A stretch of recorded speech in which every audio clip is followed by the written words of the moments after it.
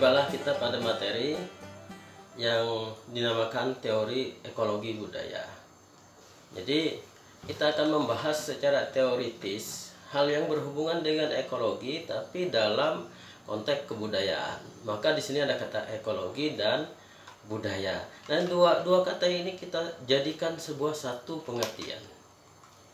Maksud sekalian, maka akan muncul pertanyaan pertama kali, seberapa jauh kebudayaan itu dipengaruhi oleh lingkungan? Artinya, orang bersikap, orang bertindak, orang berkegiatan, orang berpikir, dan orang berbuat sesuatu.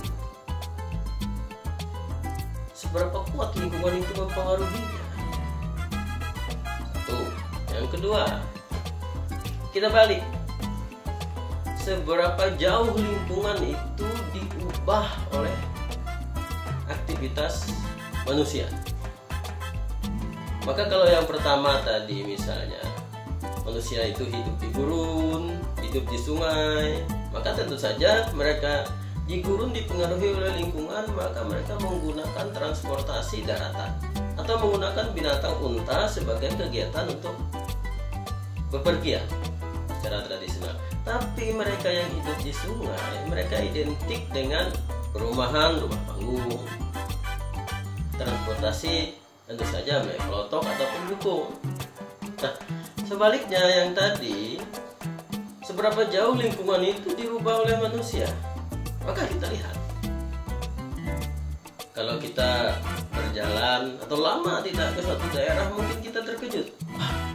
Kok daerah ini dulu hanya sawah, hanya hutan belantara, kok sekarang penuh dengan perumahan? Itu lingkungan yang diubah oleh manusia. Oh, kok sekarang tidak hanya perumahan, hutan belantara ini ditumbuhi oleh perkebunan karet, kopi, atau bahkan perkebunan sawit. Yang dulunya hutan galam tempat orang bekerja digunakan oleh perkebunan sawit. Maka ini menjadi penting akan kita bahas yang namanya ekologi lingkungan. Pahami keterikatan manusia dengan lingkungan itu menjadi sangat penting ketika itu dipengaruhi oleh hal-hal lain. Kita lihat nanti misalnya dalam buku ini menjadi respon manusia atau masyarakat sekitar lingkungannya ketika lingkungannya akan diubah menjadi sebuah ekosistem baru yang namanya perkebunan sawit yang dikelola oleh sebuah perusahaan. Pada materi lain tentu akan kita bahas buku ini.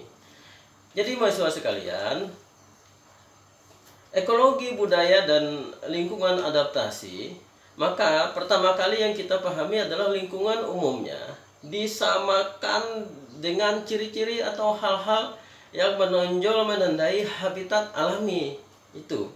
Baik itu tumbuhan, baik itu binatang, dan lain sebagainya. Misalnya Anda ke daerah Hulu Sungai Utara, itu namanya ada daerah Danau Panggang. Maka habitat alaminya adalah ekologi yang seluruhnya ada danau. Dan di situ tentu saja ada lingkungan populasi ikan, populasi kerbau.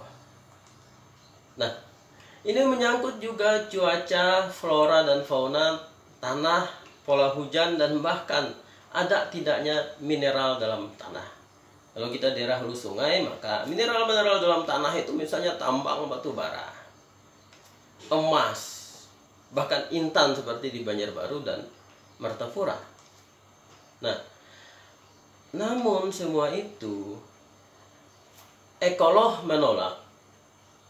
Ekolog budaya akan menolak bahwa penggunaan faktor lingkungan sebagai penjelasan mekanis mengenai variasi pengaturan kebudayaan, bahwa lingkungan itu bukan sesuatu yang seperti mesin, dia mekanis. Melainkan, menurut Volschers, jika seorang ahli ekologi itu melihat sebidang tanah atau padang rumput, jadi ada jalan ke daerah Anjir, ke daerah Martapura, ke daerah Kabupaten Barito Kuala, ke daerah Tamban, di daerah hulu sungai, mereka melihat sebidang tanah atau padang rumput, maka pemikiran seorang ekolog budaya adalah dia akan mempertanyakan bukan apa yang ada di situ, melainkan apa yang terjadi di situ. Dulu kita punya lingkungan yang ditakuti orang, namanya Pulau Kadap. Di situ pulau yang dalam mitos itu dihuni oleh hantu misalnya. Orang tidak berani ke situ. Tapi sekarang bukan ada yang hantu di situ, tapi apa yang terjadi di pulau itu sekarang? Yang lambat laun itu hilang dari memori kita karena pulau itu konon kabarnya sudah berubah menjadi perkebunan sawitnya. Maka pertanyaannya, apa yang terjadi di situ? Maka ketika apa yang terjadi di situ, maka intervensi apa yang melakukan di situ? Nah, saudara sekalian, pandangan selanjutnya adalah tentang posibilisme lingkungan.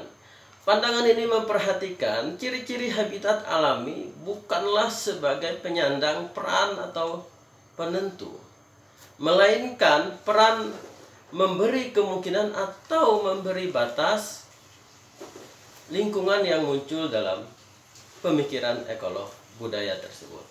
Nah, karena harus kita pahami bahwa lingkungan itu selalu mengalami modifikasi kultural. Artinya dia mengalami intervensi manusia, baik intervensi manusia di sekitar itu maupun intervensi manusia lain dengan keperluan yang sangat eksploitatif. Nah, maka sebuah elemen sirkulasi dia akan berputar seperti itu. Lingkungan mempengaruhi kebudayaan atau budaya mempengaruhi lingkungan. Itu akan saling menjadi berkelindan saja dari dua hal tersebut. Nah, akan tetapi ekologi budaya menekankan perbedaan antara habitat sebagaimana apa adanya dengan habitat yang dimodifikasi dan dimanfaatkan manusia. Maka jika kita bicara tentang lingkungan yang dia tidak mengalami intervensi manusia, tidak dijamah oleh manusia, itu bukan kategori ekologi budaya, tapi lingkungan yang dimodifikasi, dimanfaatkan oleh manusia. Nah, habitat alami yang diubah menjadi suatu lingkungan kebudayaan itulah makin hari makin bertambah. Dulu hutan belantara berubah menjadi sawah, berubah menjadi perumahan, kemudian nanti berubah menjadi bangunan-bangunan tinggi, berubah menjadi komplek-komplek elit. Itu yang kita lihat pertambahan itu. Maka salah satu kaidah dasar ekologi budaya adalah pembedaan antara lingkungan sebagaimana adanya dengan lingkungan yang efektif dilakukan oleh manusia. Nah, lingkungan efektif itu adalah lingkungan yang mana sebagaimana dikonseptualisasikan atau dimanfaatkan, dimodifikasi oleh manusia itu sendiri. H. von Lesch mengatakan, lingkungan itu bukanlah benda alami, ia merupakan seperangkat pemahaman suatu produk kebudayaan. Maka konsep adaptasi sebagai proses yang menghubungkan sistem lingkungan, sistem budaya dan sistem lingkungan biasanya ditentukan oleh kemajuan teknologi. Maka faktor dinamik dalam perpaduan budaya itu dan lingkungan makin lama makin didominasi oleh budaya dan bukannya lingkungan. Contoh, dulu orang menggunakan bersawah di lingkungan pasang surut menggunakan alat tradisional namanya tajak. Itu berlangsung puluhan bahkan ratusan tahun yang lalu. Nah, dengan adanya teknologi yang semakin canggih, kita lihat bagaimana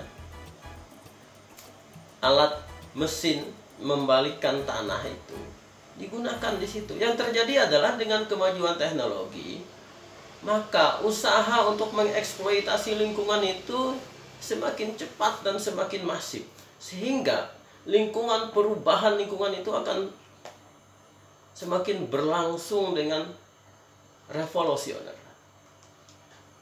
Sehingga Julian Stewart mengatakan, dia menegaskan seiring kemajuan teknologi dan peran itu, dia menjadi peran sebagai penentu. Maka keterlibatan lingkungan itu makin menyurut. Kita lihat misalnya, ada di daerah-daerah pantai itu akan direklamasi, maka dulunya lautan akan berubah menjadi daratan, akan berubah menjadi tempat-tempat pemukiman baru. Hal itu disebabkan oleh kuatnya teknologi yang merubah lingkungan dari lingkungan alami menjadi lingkungan yang telah dimodifikasi oleh manusia. Nah, adaptasi akhirnya apa? Manusia beradaptasi dengan lingkungan yang baru dan proses itu terjadi dari waktu ke waktu. Sehingga antropolog melihat suatu budaya yang sedang bekerja dan telah menganggap warga budaya telah melaksanakan semacam adaptasi lingkungannya secara berhasil baik. Saudara-saudara sekalian, mahasiswa sekalian, maka saya kira yang perlu kita pikirkan saat ini adalah daya tangkap kita terhadap lingkungan sekitar kita. Apabila Anda berada pulang kampung atau mudik atau menemukan lingkungan yang Anda punya ingatan masa lalu terhadap lingkungan itu dengan apa yang terjadi di masa sekarang, maka itulah akan menjadi renungan. Baik mahasiswa sekalian, saya kira itu saja materi kita pada pertemuan kali ini. Saya ingin mengucapkan bagi kaum muslimin selamat menjalankan ibadah puasa dan ibadah lain di bulan Ramadan. Semoga kita termasuk orang-orang yang bertakwa. Wallahu muwaffiq ila aqwamit thariq. Wassalamualaikum warahmatullahi wabarakatuh.